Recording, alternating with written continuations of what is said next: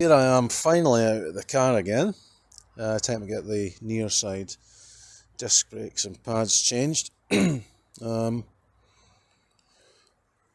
It's relatively sunny and it's about 6 degrees centigrade, so it's suitably chilly, but hopefully this will not take too long. Haha, famous last words.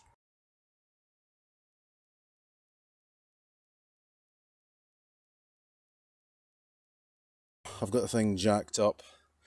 Time to take the wheel off using the Lidl impact driver. Where are we? Setting.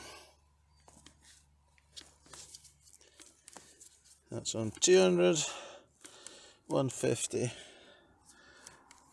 300. That should be enough. 300. Hopefully. Well, maybe not. Maybe I'll need to set it to 400.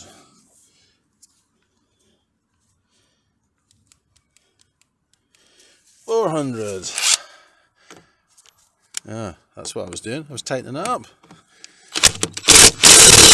That's that one. That's that one. That's that one. And that's that one. So, wheel off next, and then I'm going to see about fitting the new caliper mount, complete with caliper.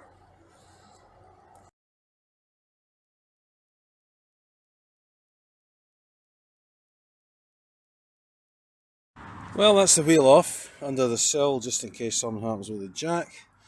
As you can see, lovely, crispy, rusty discs.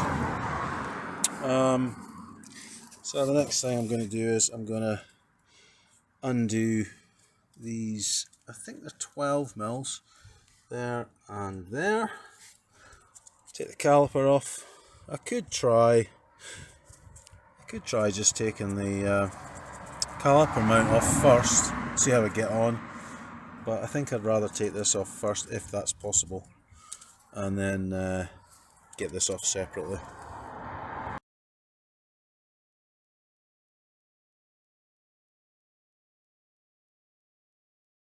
Too bad. I can feel that these slide pins are solid here, and that one, there's no movement whatsoever.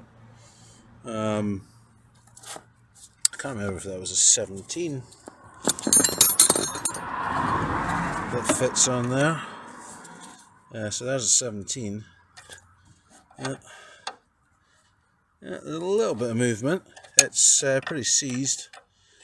And the bottom one, that's solid. I'm pretty sure it'll be like the other one. If I even attempt to rotate that, it'll shear off.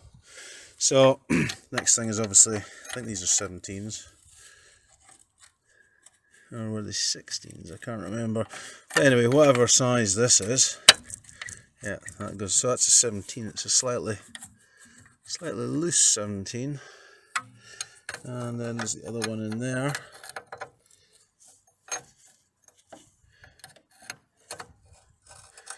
Obviously I'm not going to even attempt to take it off with an open ender, but so that's a 17. So I'm going to get my torque wrench, the manual one, and see if I can get it off.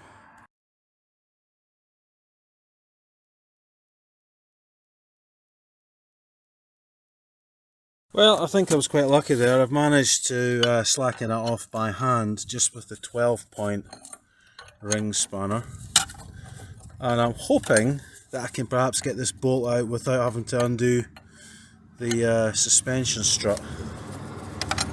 I'll probably get the ratchet on for the bottom part. I'll get that off and then get a bit more access to everything.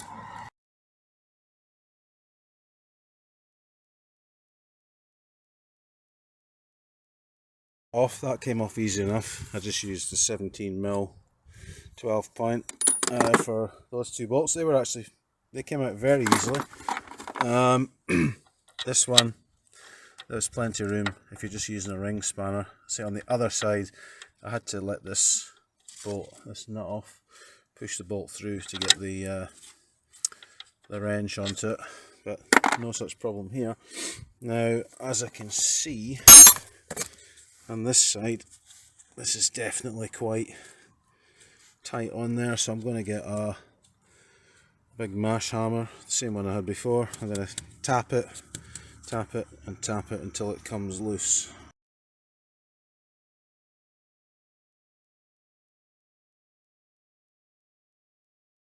That's one rusty disc bashed off with the trusty 2 kilo hammer.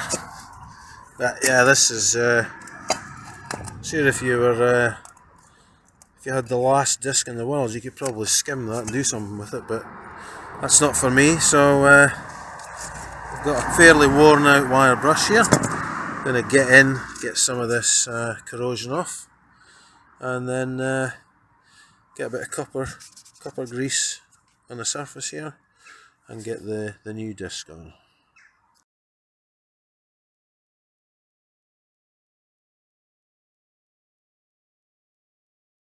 Well, that's that. I've rubbed it down briefly with a wire brush. I've sprayed some WD-40 on there, and I'm now going to add some anti-seize compound to the surfaces here, just to keep the future corrosion away from welding the disc on.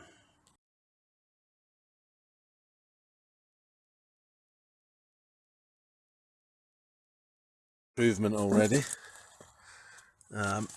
Just went away. Chuck that in there. Yeah, that looks like a big improvement. Feels okay. So next thing is to fit this, the caliper mount. So, and then I'll need to push in the piston so I can get the new pads in.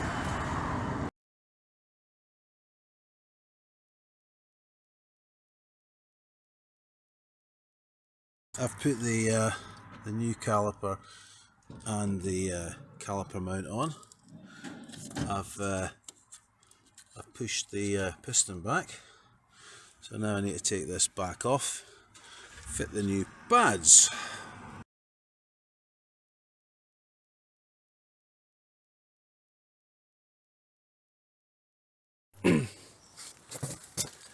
So that's that piston pushed back fully.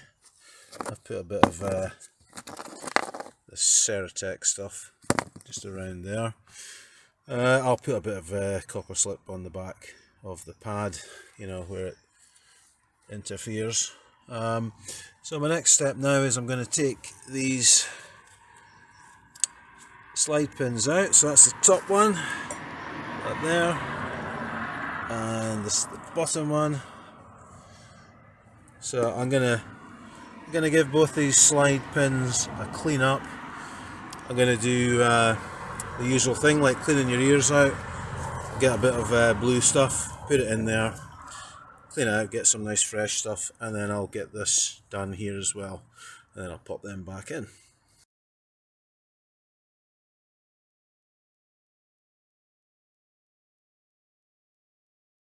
That's the slide pins all nicely greased up. The caliper obviously I've done as well. The next thing to do is to put some grease on the lugs of the brake pads.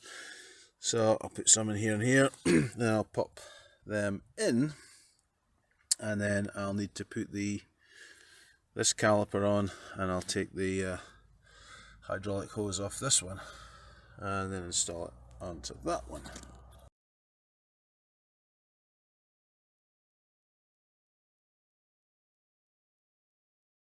Well, I'll say yet again, these Eicher brake pads do fit in here very well. I didn't have to do any adjustment whatsoever. Just a bit of grease and they slipped in without filing down, you name it. But that could possibly be because the caliper hanger is not as corroded here, which might expand it and narrow it. But yeah, I'm quite impressed, especially for the price. So next thing I'm going to do is I'm going to put a little bit of copper grease on the back here, just to smear on the pad, and then I'm going to put the caliper on and disconnect and reconnect the hydraulic hose.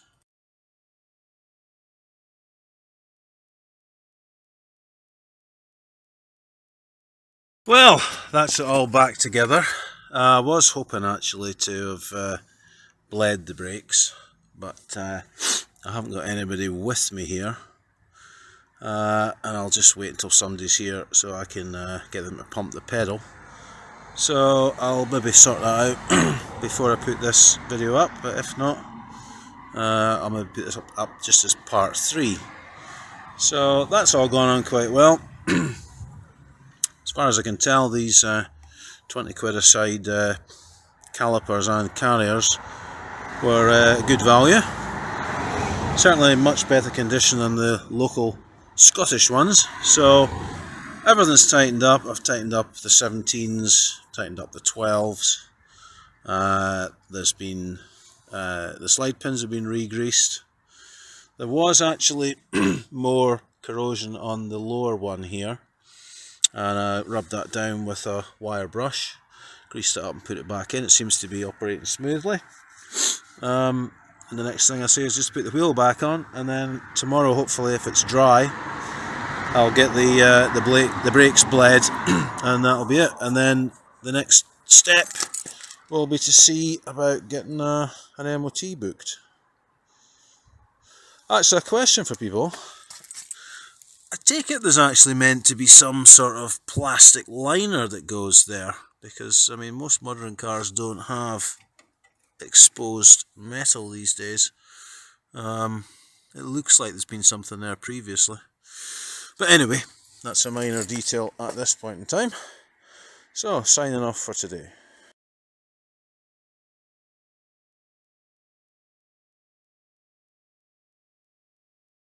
Well, I'm back out here this morning. It's a relatively nice 8 degrees centigrade day, so it's actually warmer than it was yesterday. So what I'm going to do now is I'm going to take this wheel off. I did try pulling it out, but I think it's just going to be easier to get access to the bleed nipple by taking the wheel off.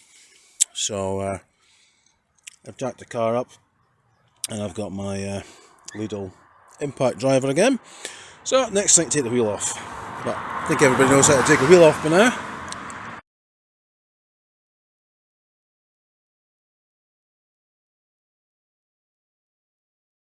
I think most people probably get the feeling I don't have any fancy tools at the best of times.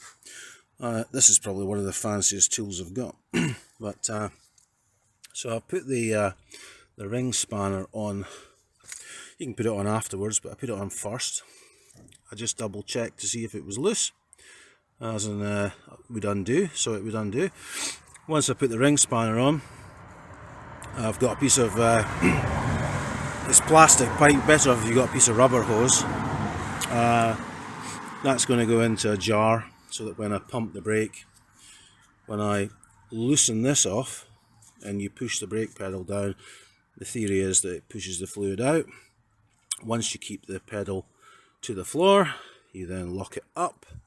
That stops the fluid, in theory, going back up through the hose, back up into the master cylinder. So I'm just going to go and see if I can borrow somebody's foot to pump the brake.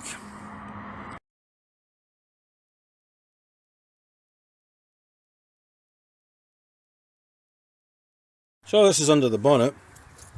Here's the brake fluid master cylinder. That's the brake fluid I'm using. I got that either Euro car parts for less a couple of years ago. You can see in there where the yellowish colour is, that's where the fluid currently is, which is around about here, so it's a bit low. So I'm going to have to take this off. This is open. There we go, that's open. A little strainer in there to make sure no gunk goes in. That's somewhere safe. So I'm going to top this up with some brake fluid and then start getting it pumped through.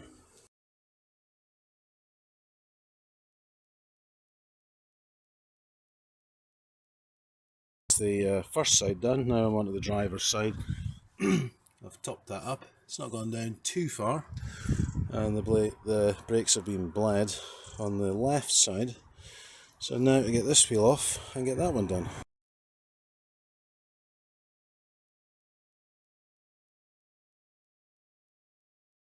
These brakes have only been on a couple of weeks, and they're starting to rust already, but I'm not worried about that.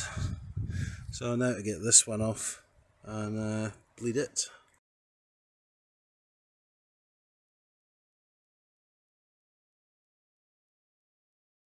Set up. I would obviously recommend that you used a bottle here rather than a jar, but that was the thing I had handy at this time, and it should do the job.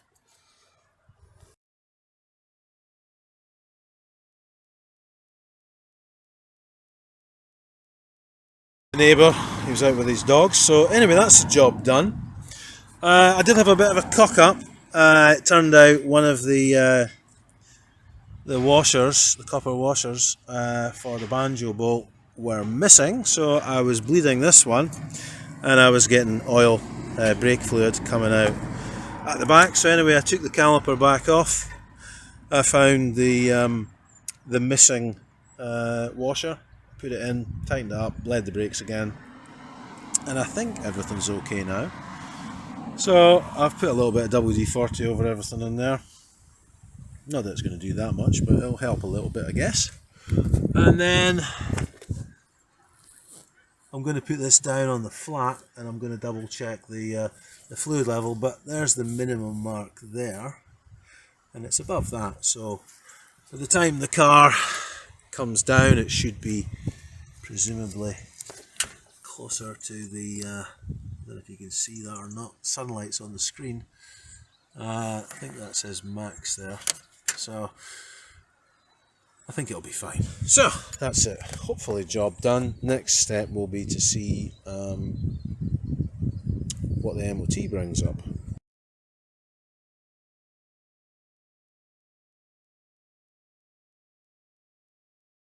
Reminds me, that tyre is absolutely knackered on the front.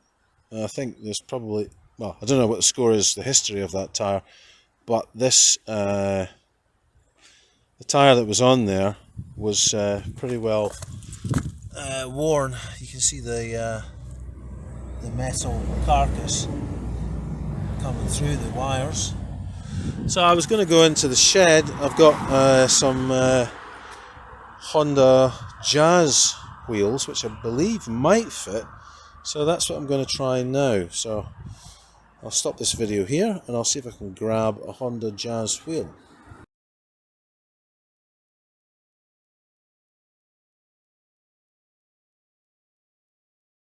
I don't suppose that looks too bad, but there is a problem. It snags right there, if you can see that. The tyre is on, but yeah, no go.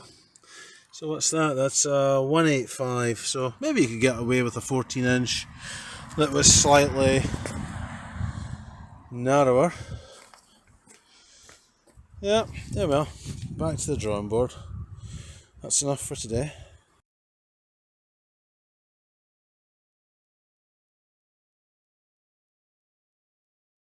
Well, there's a little bit of bonus content here today. I found that the latch for the bonnet wasn't holding securely. This part was keeping it in place, but the actual fully fitted bar that locks this into place, it just wasn't catching. So I've just removed this. There's 10mm bolts. There's one there. There's one here, and then there's another one that goes. Can you see that there? I can't even see, and I've taken it out. That's below that. So yeah, on the right there's a slot there. There's another bolt goes into that, so that holds it down. It seems to work with two. So This is the one that needs to go back in to complete the job. But on the positive side, so sorry, I'll rewind. So I was finding that it wasn't latching properly. So when I closed the bonnet, dropped it down, you can see now it is secure. Before it wasn't secure. So now I go into the car, pull the bonnet catch, come around the front, fingers under here somewhere, there it is, there's the latch, up it comes. So I've fixed it, and what it was, you see that little, let's see if I can get some light on this. So light, yeah, the light is on that. So you see that little spring there, just down there, that little spring, which actually goes on the lever that this cable coming in from the bonnet release lever in the cabin. So that goes into there, and then the lever that this cable goes onto is tensioned by a spring. Now you can probably see reasonably well in there, there's a spring. Well, that spring was snapped in half and it wasn't allowing the mechanism to close. So it would hold with this part, but that's obviously not the bonnet fully closed. So anyway, I've bent the spring. It's roughly 2/3 and 1/3 how it's split. So I've taken the 2/3 piece and then I've bent one of the loops out and up at 90 degrees from the run of the spring, and that seems to be working fine. So I'm quite pleased with that. And now, as I say, I can securely close the bonnet, as you'll see. There you go. Yep. That's it. Yeah. Famous last words. So it's now closing properly and it opens as it should. I've just discovered I've got another spare tyre, but it's not keeping the air, but it looks like it's in reasonable condition. What's the brand? Joy Road. Well, there you go, Joy Road, and a rusty wheel. So I'm going to get one of those tyre inflator things at Home Bargains for $1.99. I'll pop that in, and that'll give me 4 decent tyres, or certainly with plenty tread and no cords showing through. So anyway, that is me done now. I'm going to go in and get a cup of tea and a spot of lunch and get this video up.